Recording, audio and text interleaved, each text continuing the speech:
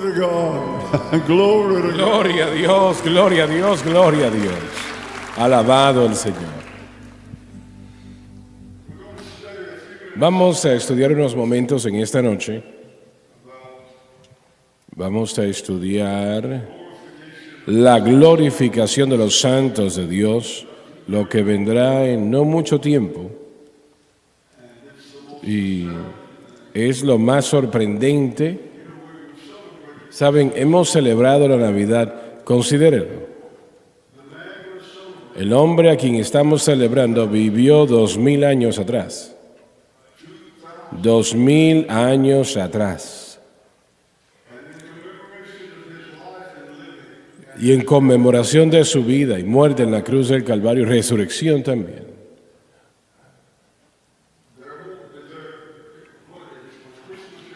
La Navidad fue ayer o el día anterior. Antes. El día anterior, ¿verdad? Muestra lo cerca que estoy yo de ese conocimiento. Pero el tráfico básicamente cesó aquel día. Y en favor de aquel hombre de Galilea, alabado Dios. Y ningún otro individuo en la historia remotamente se puede acercar a ese tipo de reconocimiento. Pero hay una razón. Él es un buen hombre, pero no solamente era un hombre, no. Él era y es el Rey de Reyes y Señor de Señores. Él era y es el Salvador de la humanidad. Gloria a nuestro Dios. Él también es quien bautiza con el Espíritu Santo y también es el sanador divino, y es el mismo ayer, hoy y para siempre. Él es nuestro todo, alabado a Dios. Bueno, queremos empezar en esta noche con la resurrección y la glorificación de los santos de Dios. Eso que está muy cerca en su significado, y Jesús se refirió a ello como la resurrección de vida y también la resurrección de condenación. Lo que Dios obviamente no quiere que nosotros estemos envueltos en ello. Uno de los grandes milagros que Jesús hizo fue el resucitar a Lázaro de entre los muertos. Él hizo eso para mostrar a la humanidad que cuando llegue ese tiempo, Él puede resucitar a los santos. Y Él lo hará, alabado Dios, Él lo hará. Y luego nosotros, los que vivamos, seremos arrebatados con ellos nosotros para reunir con el Señor en los aires, y así estaremos con el Señor en los aires. Por lo tanto, consolaos los unos a los otros con estas palabras. Voy a leer un poco más de lo habitual, pero adelante, Gabriel, por favor. Dave va a leer el texto y Muy yo bien. Adelante, Dave. Versículo 17. Vino pues Jesús y halló que él Lázaro, llevaba ya 4 días que estaba en el sepulcro. en el cuarto día de la muerte, la decomposición empieza a suceder, así que no había duda de la muerte de este hombre. Y Betania estaba cerca de Jerusalén, como 15 estadios. Unos 2 kilómetros de Jerusalén. Y muchos de los judíos habían venido a Marta y a María a consolarlas de su hermano. Muestra que la familia pudiera ser de dinero y de alto nivel social. Entonces Marta, como oyó que Jesús venía, salió a encontrarle. Indica que Jesús, al aproximarse a Betania, paró cerca antes de entrar a la ciudad. Sabiendo que había animosidad en contra de él, él no deseaba atraer ninguna atención, especialmente en este tiempo.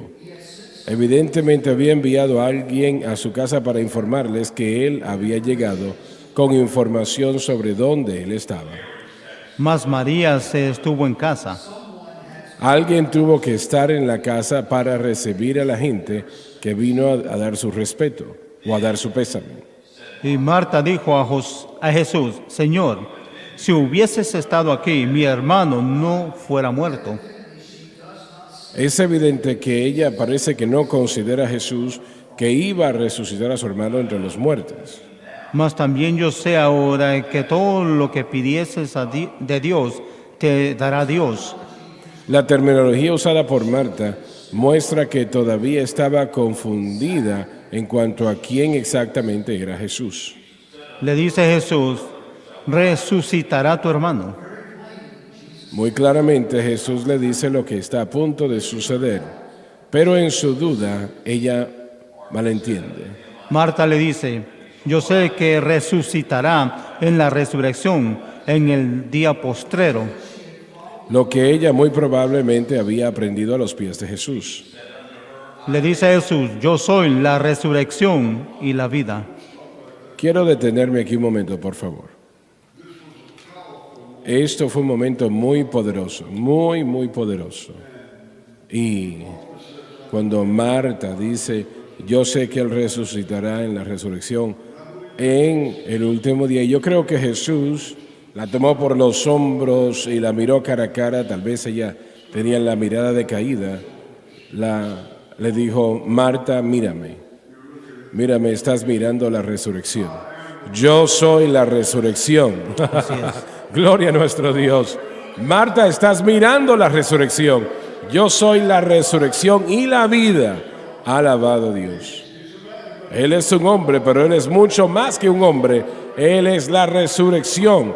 Alabado Dios. Y no hay otro ser humano que jamás haya vivido que pueda decir tal cosa. Adelante, Dave. Le dice Jesús, yo soy la resurrección y la vida. En efecto, está diciendo, Marta, mírame. Tú estás mirando la resurrección y la vida.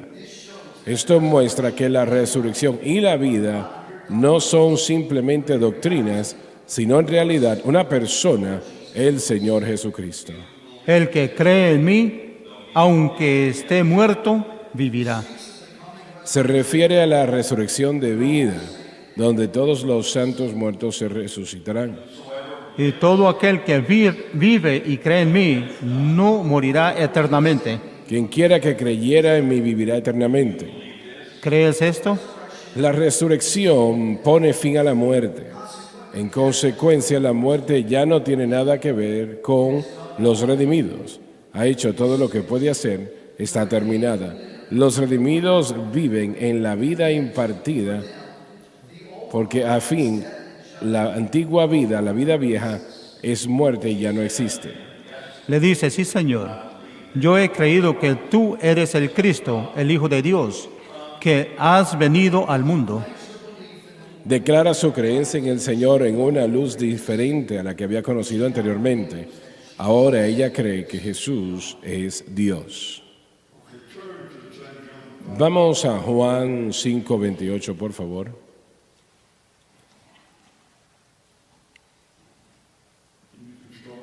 Y puedes empezar, Dave, cuando llegues allí, por favor.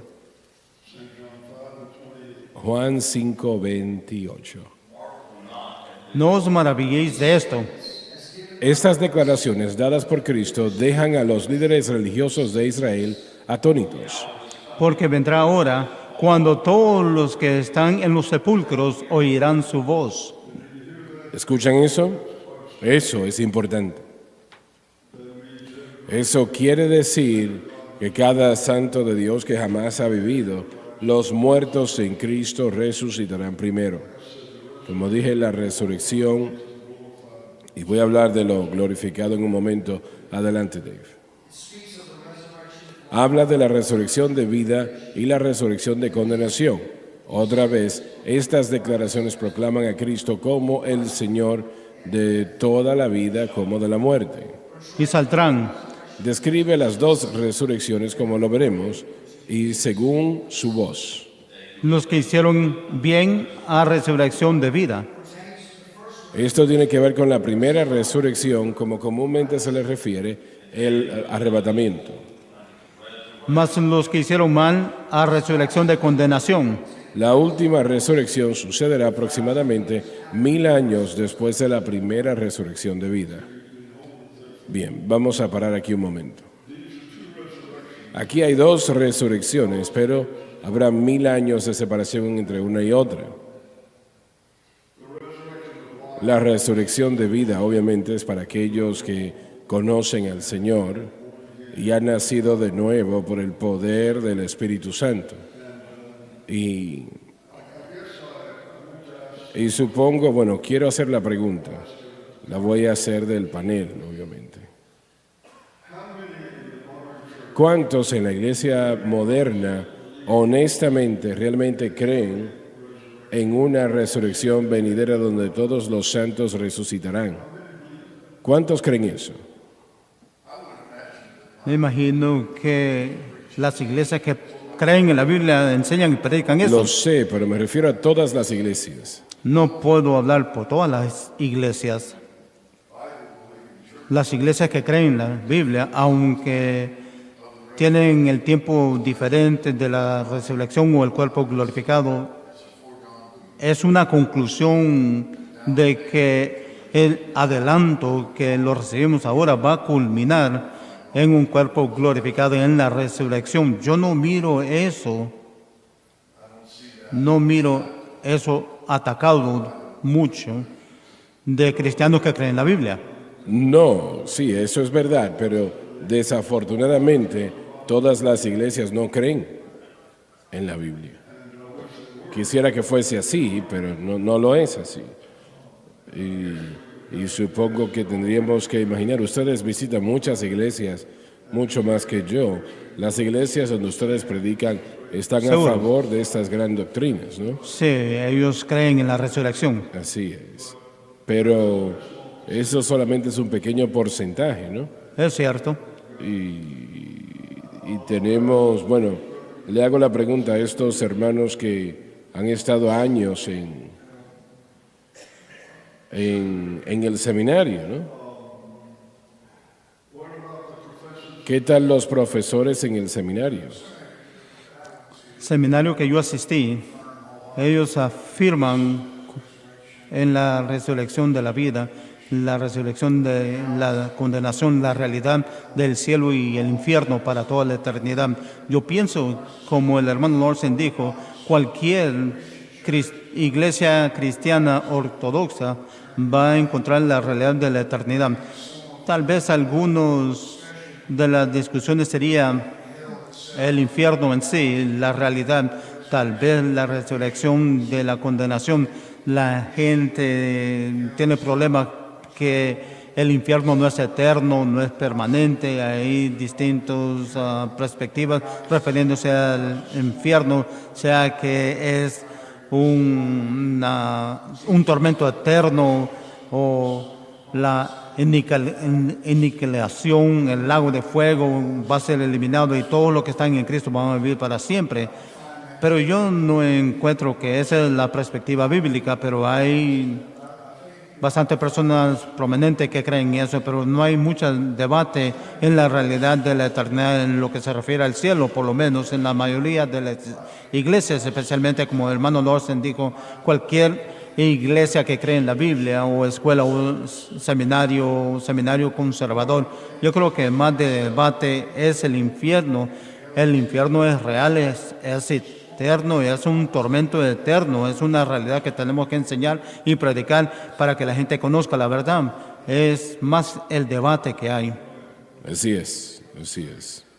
Yo creo, hermano Schwager, lo que dijo Pedro, dijo la naturaleza de entender de la resurrección venidera y la doctrina de los últimos tiempos es algo sobrio y produce santidad. Entonces, al grado que la iglesia predica la convicción, señalando el pecado, enfatizando la santidad, van a aceptar la doctrina de la resurrección, porque eso dijo Pedro, que beneficio es para el creyente, es para recordarnos qué tenemos que hacer en lo que, considerando lo que va a venir sobre la tierra.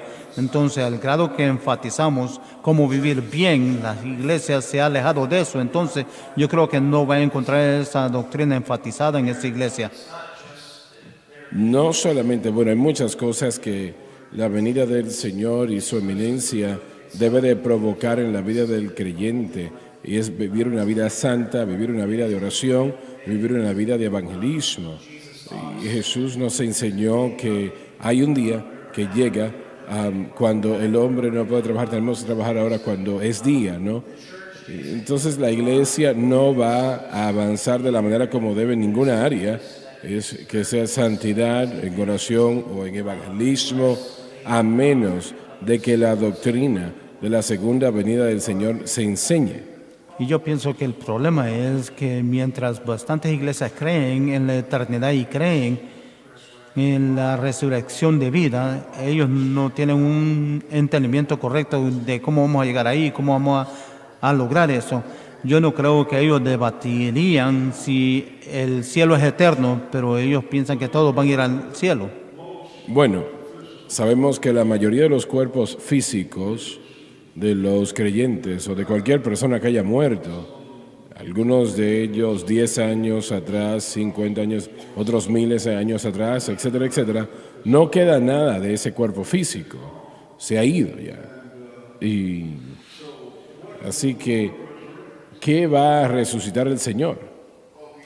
Bueno, Él nos formó del polvo, Él va a reunir ese polvo otra vez. Eso es lo que yo creo. Tal vez sea una imaginación santificada, pero sí regresamos al polvo y con eso comenzó. Del polvo eres y al polvo volverás. Sí, ese polvo todavía permanece. Así es. Es como, como todo cristiano que se ha perdido en la mar, que murió en el 9/11 o murió en un fuego en su casa, como haya sido, el Espíritu Santo campo de batalla realmente lo va a resucitar y puede reconstruir a todos esos. 1 Corintios capítulo 15, 28 dice, Dios le da un cuerpo como le agradó y toda semilla tiene su propio cuerpo. Entonces, la resurrección, Dios va a dar un cuerpo nuevo, va a ser un cuerpo glorificado que ahora va a reinar. Muy bien, muy bien. Y el cuerpo glorificado será un cuerpo humano, ¿no? Y eso quiere decir carne y hueso, ¿no? Es lo que quiere decir eso. Entonces, Jesús tuvo un cuerpo glorificado cuando fue resucitado de entre los muertos. Y yo quiero leer, John o Dave, primera de Juan capítulo 3 y versículo 2, por favor. Y esto nos da una idea aquí de algo que es muy importante, pero no se habla mucho de la palabra de Dios en esto, simplemente esto es lo último que se dice, pero aún es la palabra de Dios. Primera de Juan capítulo 3, versículo 2. Muy amado, ahora somos hijos de Dios. Somos tanto un hijo de Dios ahora como lo seremos después de la resurrección. Y aún no se ha manifestado lo que hemos de ser. Nuestra condición presente como hijos de Dios no es como lo que seremos en la resurrección venidera. Pero sabemos que cuando Él apareciere, El arrebatamiento seremos semejantes a Él, se refiere a ser glorificados. porque le veremos como Él es. Los ojos físicos en un cuerpo mortal no podían mirar aquella gloria, solo los ojos en cuerpos glorificados. Permítanme, bueno, los hermanos aquí tienen una idea que yo tal vez desconozco, pero en lo que puedo ver es lo único que nos dice cómo seremos en la resurrección. Dice que seremos como Él, seremos como Cristo. Y si usted nota, Él habla de la resurrección de vida. Y todo lo que sigue a Dios tiende a la vida. Todo lo que sigue al diablo tiende a la muerte. Muere, ¿no? Pero yo creo que esto nos dice cómo seremos. Seremos como Jesús. Ahora me han escuchado decir esto muchas veces, pero Jesús tenía 33 años y medio cuando fue crucificado.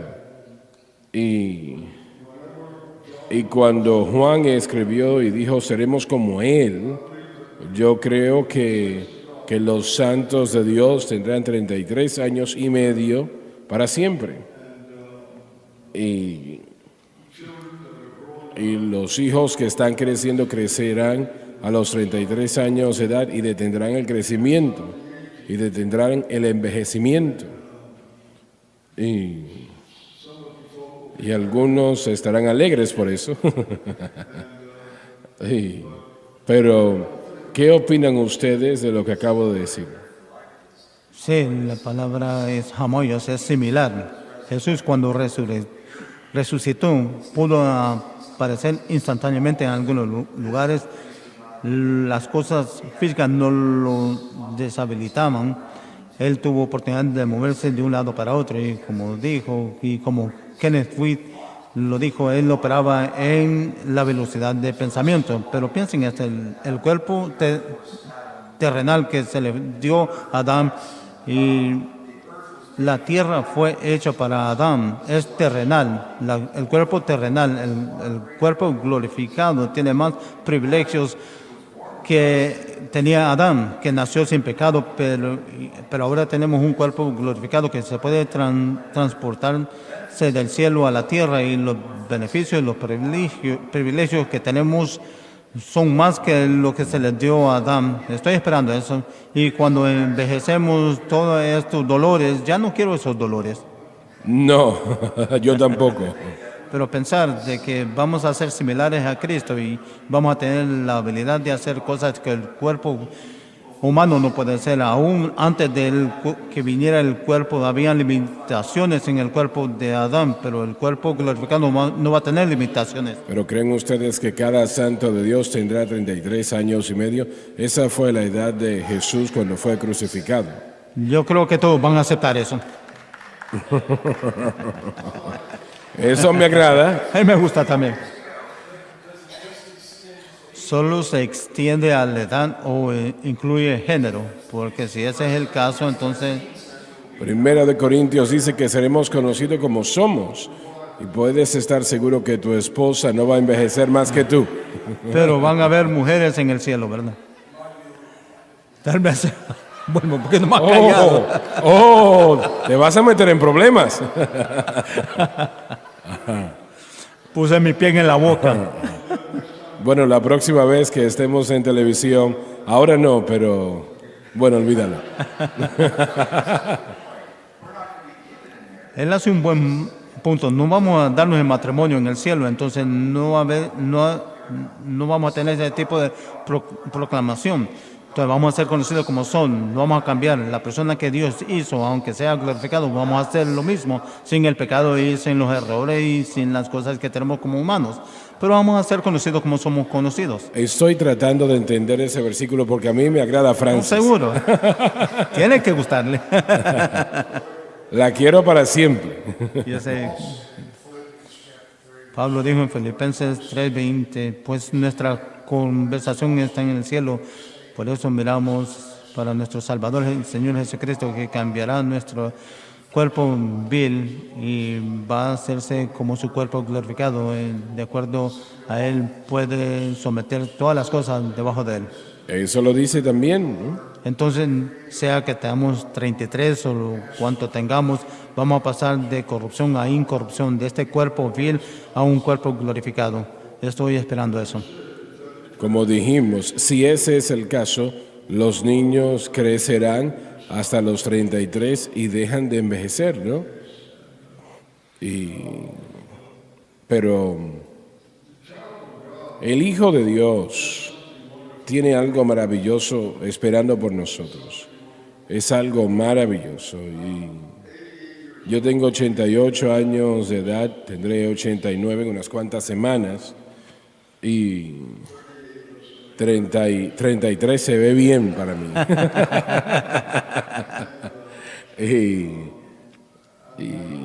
y yo sé los dolores, ya he ido a 3 doctores y cada uno me dice lo mismo. Eso es causado por el ser anciano, la edad. Le dije, bueno, ya yo lo sabía, pero muy bien.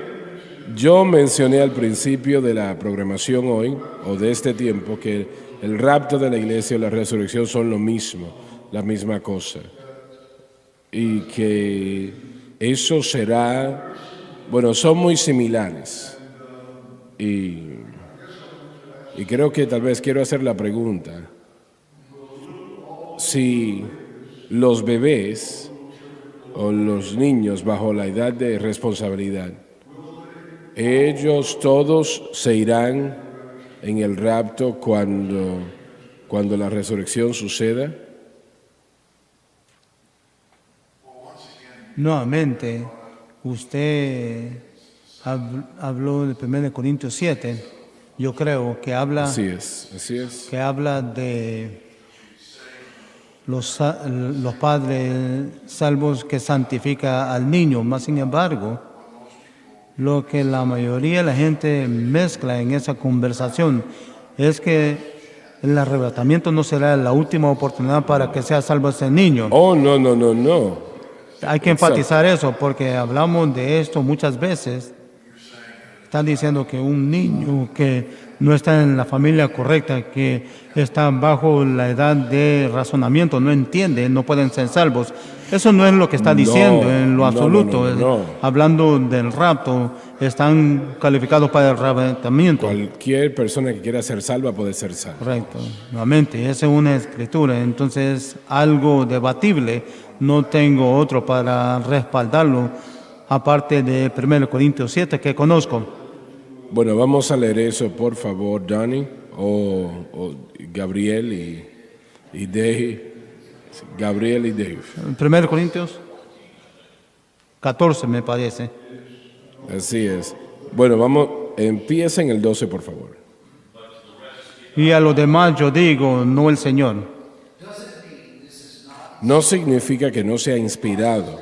El apóstol está diciendo que Jesús no enseñó nada sobre qué hacer con los matrimonios mezclados, es decir, creyentes y no creyentes.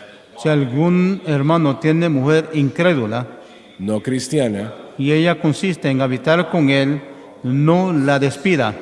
tal situación no pronuncia motivos para el divorcio. Y la mujer que tiene marido incrédulo y él consiste en habitar con ella, no lo deje. Al igual que el versículo anterior.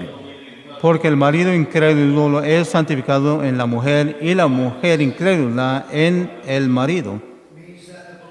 Quiere decir que el creyente, por virtud de ser una carne con su esposa, que es incrédula, no se considera que vive en una relación incorrecta. Santificado quiere decir que Dios ve y considera el matrimonio como cristiano, un hogar cristiano, aunque la otra persona no sea salva. Lo que estamos diciendo aquí es que el cónyuge salvo no puede santificar, hacer santo, separar una persona incrédula. Pero lo que entiendo de eso, estamos hablando de influencia aquí. Así es. Una persona salva ciertamente puede tener una influencia a una persona que no es salva. Bueno, Dios ve el hogar como un hogar santificado. Si un miembro es creyente, así de poderosa es la expresión allí de los santos de Dios, ¿no? Teniendo el Espíritu de Dios en sus corazones y vidas. Y sé que tenemos a personas en ocasiones que ellos se quejan que, bueno, soy el único miembro de mi familia que vive para Dios. Bueno, diga gloria a Dios y diríjalos a Cristo, porque es una influencia muy poderosa que esa persona tiene, que conoce al Señor Jesucristo, ¿no? Así es. Pero como Lauren dijo, esto no quiere decir que, hijitos, cuando tienen la edad para entender esto, si los padres no son salvos, no van en el rapto. Tiene que decir esto también porque el pasaje se trata del matrimonio primordialmente entre dos adultos.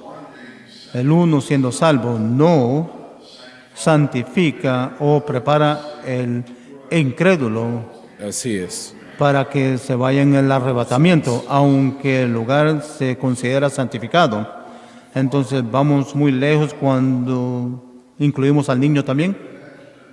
Bien, haz la pregunta una vez más. Dije que el adulto salvo en un matrimonio de un creyente y un incrédulo, si la casa es santificada por la persona santificada, eso es lo que Así dice es, la Escritura así es. claramente, pero no prepara o clasifica al cónyuge que es incrédulo para el No, arrebatamiento. no. Entonces vamos muy lejos en decir de que clasifica a un niño que no es salvo. No me parece. No califica para decirlo de esa manera, no. Ese niño, si tiene la edad para entender, Tendría que aceptar a Cristo. exacto, tiene que aceptar a Cristo por sí mismo, en su propio mérito. Y el arrebatamiento es diferente que la salvación. Totalmente Finalmente. distinto. Y el tiempo. Y discúlpame un momento, hay millones de adultos que no se van a ir en el rapto, no saben nada de ello y no les interesa, pero entregarán su corazón al Señor después de que el rapto suceda. Entonces lo que está diciendo es que cuando tome lugar el rapto, los niños que están bajo la edad de razonamiento, que están en un hogar santificado, ¿usted cree que ellos se van a ir en el rapto porque el lugar es santificado? Y esos niños que no están en un hogar santificado no se van en el rapto. Exactamente lo que estoy diciendo. Si ellos, el niño es una cosa, pero toda persona tiene que aceptar a Cristo Correcto. para poder ser salvo. Excepto, como por ejemplo los bebés o los niños aquí en esta congregación. Si ese niño muere bajo la edad de responsabilidad, no importa en el estado en el que estén los padres, yo siento que ese niño va y parte Sí, yo con el también. Señor Jesús. Porque Jesús dijo, permitid que los niños vengan a mí, porque de tales es el reino de Dios. Correcto. Y así que sé que hay algunos que han tratado de decir que decimos que los niños no van al cielo. No. Un niño va al cielo, pero el rapto de la iglesia realmente, propiamente, no tiene nada que ver con la salvación. Correcto. Y la persona es salva porque acepta a Cristo, no son salvos porque hacen o no hacen algo en el rapto. ¿Me entiende? Así que sí, obviamente alguien puede hacer la pregunta un poco fuera del tema, ¿no? Pero ¿qué toma para irse en el rapto? Porque creciendo yo sé que, bueno, tal vez algunos de ustedes tal vez tuvieron la misma experiencia, pero a nosotros se nos enseñaba que si hacíamos ciertas cosas no nos íbamos en el rapto, sea lo que sea esa cierta situación. No recuerdo ahora mismo, pero la única calificación para irnos en el rapto era estar en Cristo. Nacer de nuevo. Estar en Cristo. Déjeme decir esto de los padres. Aún si hay un padre que le está sirviendo a Dios y tienen hijos, es por eso que es importante que ese padre que viva una vida piadosa delante de su cónyuge y de ese niño también, y enseñarle a ese niño el camino de Dios lo más posible. Porque nuestra responsabilidad como padres es mi responsabilidad con Jill vivir nuestra fe delante de nuestras hijas, no solamente hablar con ellos, sino que vivirlo. Yo creo que es muy importante como padres, y aun si solo un padre es salvo, ese padre salvo puede tener una influencia grande en sus hijos. Yo leí una estadística un tiempo atrás, yo no me recuerdo el número, un porcentaje pequeño. Si la esposa acepta al Señor primero, es un porcentaje baja que el resto de la familia entra, pero cuando el padre acepta a Cristo, es un porcentaje alto que toda la familia acepta al Señor. Entonces voy a decirle esto a sus padres: asegúrese que su corazón está bien. Amén. Asegúrese que su corazón está bien y está viviendo su fe delante de su familia. Así de importante que esto es para toda la familia. Así es. Recientemente vi una estadística que decía que no es suficiente que el padre diga que sea cristiano o que vaya a la iglesia, sino que tienen que vivir una vida cristiana que realmente se vea como lo que dice la Biblia. Es la única manera que los jóvenes van a ver. No solamente tienen que escucharlo, tienen que verlo. El discipulado es doble, es lo que se enseña en el individuo y es lo que es visto en aquel que le está discipulando. Es una de las razones que hay bastantes jóvenes que se dejan la iglesia porque sus padres no están viviendo lo que creen. Lo escuchan decir algo amén el domingo, pero no lo viven el lunes. Y se convierte en un gran problema en el crecimiento de ese niño en lo que tiene que ver con Cristo. Así que a lo que le decimos amén el domingo, tenemos que asegurarnos de que estamos permitiendo que eso sea vivido en nuestras vidas los lunes, para que no solamente escuchen a lo que estamos de acuerdo, pero ven que realmente lo creemos en nuestros corazones y cambia nuestras vidas. El reto en Estados Unidos es este. Estaba leyendo estadísticas. 67% de los hijos que nacen en hogares negros son a un padre. 45% de mujeres que tienen niños no están casados. El hombre no está en la casa. Hemos destruido la familia. Por eso Estados Unidos está fracasando. Ese es el problema, porque no tenemos el sacerdote en el hogar. Parte del próximo versículo que dice en 1 Corintios capítulo 7, tiene la inclinación que es impuro. Yo creo que hay niños bajo la edad de responsabilidad. Mi hijo, Josh, que no está aquí, fue salvo a los 4 años de edad. Él fue responsable al Señor a esa edad. Yo creo que usted fue salvo a los 8 años de edad, hermano Suárez, como usted ha testificado. No sabemos esa edad. Para algunos puede ser 12 años de edad. Pero esos niños que son menos, yo creo, en una familia que nacen de nuevo, si uno de los padres nace de nuevo, ese niño bajo la responsabilidad va a irse en el rapto cuando tome lugar el rapto. Los otros no, si no tienen responsabilidad de Dios por su fe. Pero regresando a mi punto, Gabriel y Paris lo dijo, ese es el problema de la familia que miramos. Hay un esfuerzo para destruir la familia. No solamente estamos matando a los niños en el vientre, hemos quebrantado el lugar. Hemos visto eso en los 50 y 60, especialmente en la comunidad negra, cuando la familia era una unidad bien fuerte y miramos las consecuencias de los 1960. Ha afectado toda la nación y también la familia latina. La estadística dice que son 48%. Entonces miramos que el hombre no está en el hogar creando sus hijos. Así es. Si vemos las estadísticas, no las tengo enfrente de mí ahora, pero hogares sin hogares, o hogares sin padres, o niños que crecen en un hogar sin padres, son más probables de ir a la prisión, de dejar de estudiar. Hay una lista de cosas que un hogar sin un papá tendrá un impacto negativo sobre esos hijos.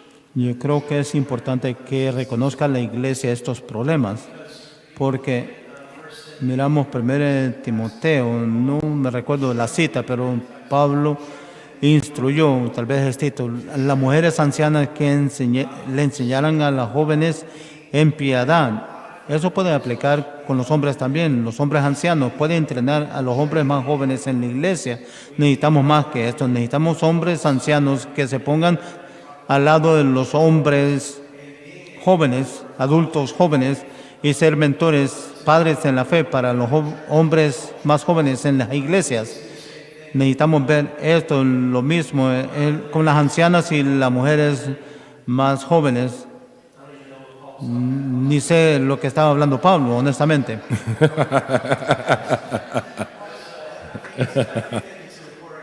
Pero yo creo que es un concepto importante para nosotros entender estas verdades, de que tal vez hay jóvenes en esta congregación que nuestros hombres más ancianos pueden animar en la fe. Necesita exhortarlos cuando lo miran. Va a beneficiar el cuerpo bastante si practicamos estas cosas. Permítame decir lo siguiente. Yo tengo un amigo con el que fui a la universidad. Él fue criado en la parte sur de Chicago. El sur de Chicago es una de las secciones más peligrosas de la nación. Muchos hogares sin padres, muchas pandillas, muchos jóvenes siendo asesinados cada día. Y yo recuerdo que estábamos en la universidad juntos. Y yo le pregunté, ¿cómo saliste de ese estilo de vida? Y me dijo, yo estaba siendo preparado para entrar en una pandilla, pero un hombre que fue salvo y bautizado con el Espíritu Santo tomó interés en mí. Él tuvo interés en mi vida. Su nombre, Van Dell. Tomó mucho interés en mi vida y me dijo claramente, tú vas a irte al infierno si no aceptas a Jesucristo. Y él lo habló al tal punto que fue salvo, bautizado con el Espíritu Santo, egresado de la universidad, tiene una maestría y ahora él está haciendo lo mismo, no con uno, sino con cientos de jóvenes en la parte sur de Chicago. Él está haciendo lo mismo que ese hombre hizo con él. Y estamos hablando de eso, ¿no? Vandal me dijo, si no hubiese sido por ese hombre, yo estuviese en el infierno ahora mismo.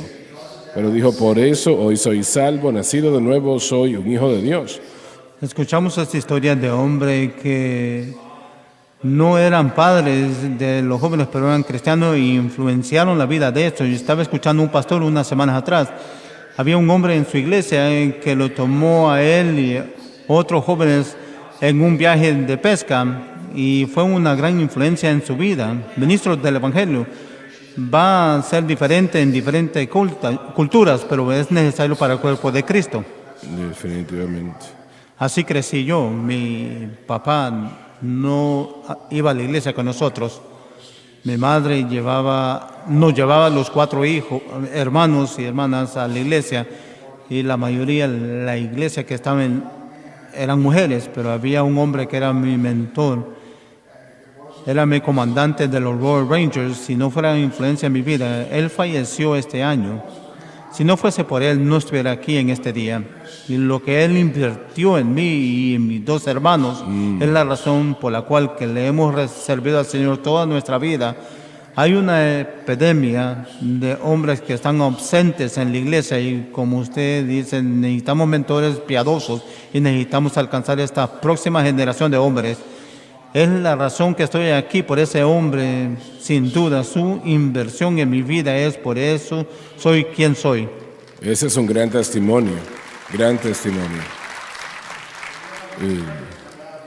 La cosa grande de él es, él era veterano de la Segunda Guerra Mundial y cuando yo lo conocí estaba en sus 60s y todavía estaba siguiendo a los niños, ayudando con los ministerios de niños, porque él creyó en invertir en la próxima generación. Y no solamente nos enseñó la palabra de Dios, sino que nos enseñó cómo ser hombres. Fuimos a acampar, a pescar, trabajamos juntos, aprendimos a arreglar cosas. Él nos enseñó habilidades que uso aún hoy, uso en la industria de construcción, en mi hogar. Tenemos que enseñarle a nuestros jóvenes cómo ser hombres, cómo actuar como hombres, cómo ser los hombres piadosos que Dios nos ha llamado a ser. Antes de cerrar, quiero decir lo siguiente. Tú y papá han sido un gran impacto y han hecho un gran impacto en mi vida. Ambos, tú y papá, me han mentoreado y ha sido tan importante eso para mí. Así que hablando de aquellos que han hecho un impacto en mi vida, yo no estuviese aquí sin ustedes. No estuviese aquí sin tú y papá. Y han habido ocasiones que tal vez no lo recuerdas, cuando yo estaba conduciendo contigo buscando tus pañuelos en el mall porque no tenías. ¿Qué pasó? Cuando íbamos a comprar pañuelos porque no tenías. Y íbamos contigo, yo iba contigo. Por esos momentos que tú invertiste en mí, me dijiste cómo predicar, cómo estudiar y cómo ser un hombre de Dios. Así que por eso lo voy a decir públicamente, y sé que no te gusta, pero yo le doy gracias a Dios por ti, y yo te amo y te aprecio mucho a ti y a papá por hacer ese impacto en mi vida. Pero tengo que decir que tu papá, obviamente, él hizo mucho más. Absolutamente. Pero no puede negar usted mismo. tú hiciste una gran labor también. Sí, Seguro. sí. Pero los abuelos son importantes para los nietos. Y tú eres muy importante para mí como tu nieto. Abuelos, abuelas, estás en lo cierto. Bien, se nos está terminando el tiempo acá.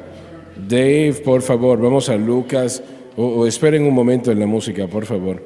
Lucas capítulo 24, versículo 13, por favor. Y el cuerpo glorificado.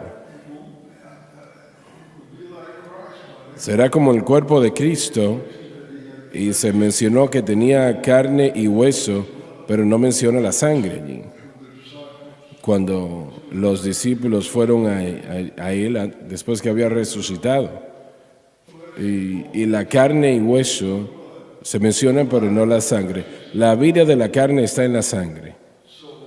Así que tenemos que asumir que la vida de la carne en su cuerpo glorificado era el Espíritu Santo. ¿Tienen otra idea ustedes? Bien, adelante, vamos a cerrar con esto acá después. Lucas 24:13. Sí. Y he aquí, dos de ellos, Uno de ellos era Cleofas, el padre de Jacob, y Menor, marido de María y la hermana de Jesús. No nos dice quién era el otro hombre. Muchos dicen que era propiamente Lucas mismo, y además dicen que él era uno de los 70. El motivo por el cual no se mencionó a sí mismo, porque fue el escritor de este relato. iba el mismo día a una aldea que estaba de Jerusalén 70 estadios, Unas 7 millas. llamada Emaús, e iban hablando entre sí de todas aquellas cosas que habían acontecido.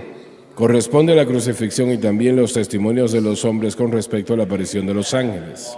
Y aconteció que yendo hablando entre sí y preguntándose el uno al otro, Estaban absortos en sus pensamientos. el mismo Jesús se acercó e iba con ellos juntamente. Este acto mismo no hubiese causado sorpresa. Los caminos estaban llenos de peatones y alguien, estando allí, no hubiese fuera de lo común. Mas los ojos de ellos estaban velados para que no lo reconocían. El Señor lo hizo a propósito para que no lo reconocieran. Él no revelaría a sí mismo a estos discípulos hasta que los hubiese llegado a una conclusión apropiada. Y les dijo, ¿qué pláticas son estas que traéis entre vosotros andando y estáis tristes? Muchos de los cristianos modernos están tristes inútilmente por la incredulidad. Y respondiendo el uno que se llama Cleofas, le dijo, Si él hubiese sabido que este era Jesús, se hubiese comportado de una manera distinta. tú solo peregrino eres en Jerusalén y no has sabido las cosas que en ella han acontecido en estos días. Esto se pregunta con cierto sarcasmo. Entonces él le dijo, ¿qué cosas? Esta pregunta se hace con el propósito de hacerles hablar. Y ellos le dijeron, de Jesús Nazareno, el cual fue varón profeta, poderoso en obras y en palabras delante de Dios y de todo el pueblo. Si es de notarse que Cleofas no mencionó a Jesús siendo el Mesías, aunque ellos una vez lo creyeron, ya su fe vacilaba. Y como le entregaron los principales sacerdotes y nuestros gobernadores y condenaron de muerte y le crucificaron. La religión organizada hizo esto. Mas nosotros esperábamos que Él era el que había de redimir a Israel. Habiendo concentrado su estudio a lo que la Biblia prometía en cuanto a la gloria y el reino del Mesías, pero estaban ciegos a respecto a la multitud de tipos y profecías predicando. Y ahora sobre todo esto, hoy 3 días que hace todo eso aconteció. Hace hincapié en el tercer día correctamente. Aunque también ciertas mujeres que estaban con nosotros nos hablaron, fueron al Expresa su sepulcro. testimonio del sepulcro vacío. Y no hallando su cuerpo, vinieron diciendo que también habían visto visión de ángeles, los cuales dijeron que Él vive. Y fueron algunos de los nuestros al sepulcro, Pedro y Juan. y hallaron así como las mujeres habían dicho, mas a Él no le vieron. La última frase lleva un elemento de duda. Entonces Él les dijo, oh insensatos, Debería traducirse hombres insensatos. y tardos de corazón para creer todo lo que los profetas han dicho. Declara el hecho de que el Señor concluye como insensatos aquellos que no hacen su palabra la base de sus acciones y decisiones. Él los lleva de vuelta a la Biblia. Ella solo es el criterio de todas las cosas. Bien, vamos al versículo 30 ahora. Versículo Al 30. 30, sí. Y aconteció que estando sentado con ellos a la mesa, tomó el pan, bendijo y lo partió y les dio. simbólico de lo que Él hace con nosotros. Él nos toma, nos bendice y luego nos quebranta, porque la carne al fin tiene que ser quebrantada y luego nos da a la iglesia. Si este patrón no es seguido, nosotros no seremos de bendición en lo absoluto. Entonces fueron abiertos los ojos de ellos Él ahora les permite que vieran realmente. y le conocieron. Qué gozo debido a su corazón. Jesús está vivo, Mas él se desapareció de los ojos de ellos. pero solo después de haberse revelado. Y a eso quiero llevar la atención. Él apareció varias veces e hizo lo mismo. Sí, Él aparecía y desaparecía. Y atravesaba puertas cerradas y nunca se abrieron. ¿Qué tipo de cuerpo físico puede hacer algo así? Realmente no era un cuerpo físico, pero sí era un cuerpo físico, porque inicialmente pensaban que era un espíritu, y él dijo, no, siente mi brazo, mis manos, etcétera, etcétera, ¿no? No soy un espíritu, soy carne y hueso. Así que eso dice que el cuerpo será de carne. y comió y bebió. ¿Cómo? Tomó comida y lo comió. Sí, sí. Pero debe de ser un tipo de carne distinta a la que tenemos nosotros hoy día. Grace, how sweet the sound, oh, that saved a wretch like me. Well, I once was lost, but now I'm found. Was blind, but now I see. 'Twas grace that taught my heart to